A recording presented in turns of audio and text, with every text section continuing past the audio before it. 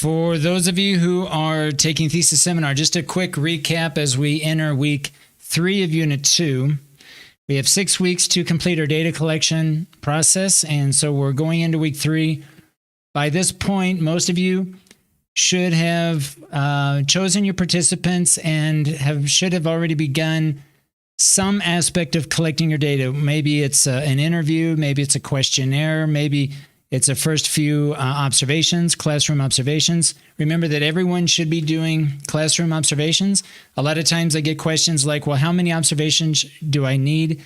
That's going to depend a lot on your research questions, the purpose of your research, the other forms, the other types of data collection or the data sources and how they complement what you're observing.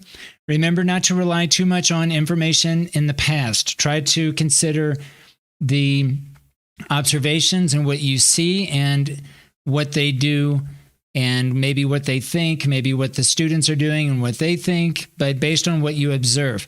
Try to avoid a lot of historical questions. What have you done in the past without you being able to observe those?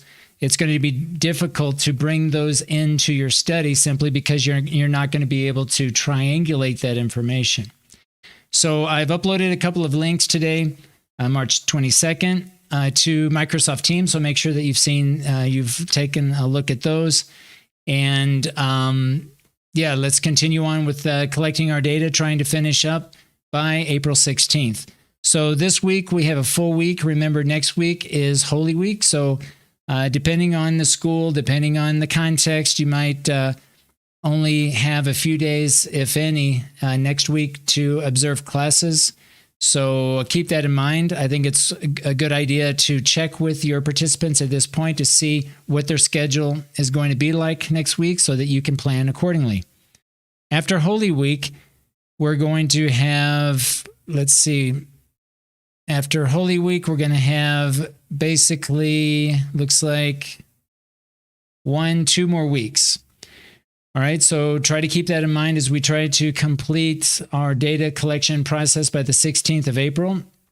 I would recommend going ahead on that last week between the 12th and the 16th of April to go ahead and complete the method section. That'll be 500 words. You'll include 3 different sections, the participants, the instruments, the procedures, and the data collection. You'll also include in the appendices at the end of your document examples of each of the instruments that you use to collect the data. For example, questionnaires, maybe observation sheets or checklists that you use to observe your classroom observations. And so try to include those at the end, and those will be in order based on when you present them in the method section. Probably in the instruments section will be the section that you'll be introducing your instruments. Okay, so if anybody has any questions, feel free to reach out to me if you're not sure what the next step is, or if you're not sure about a particular instrument, feel free to send those to me via Teams in the chat, and go ahead and continue collecting your data. If you don't have any questions, then yeah, jump right into getting all of the observations that you need. At some point, as you're gathering all the different data sources to answer your research questions, you're going to reach a time where you think that you have enough information to answer your research questions. And that is the best way to gauge whether or not you need any more observations, any more interviews, maybe a focus group.